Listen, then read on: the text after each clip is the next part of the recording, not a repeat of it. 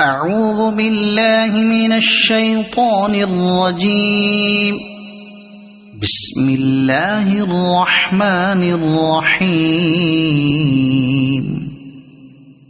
لا أقسم بهذا البلد وأنت حل بهذا البلد ووالد وما ولد لقد خلقنا الإنسان في كبد أيحسب أن لن يقدر عليه أحد يقول أهلكت مالا لبدا أيحسب أن لم يره أحد ألم نجعل له عينين ولسانا وشفتين وهديناه النجدين فلاقتحم العقبة وما أدراك ما العقبة فك رقبة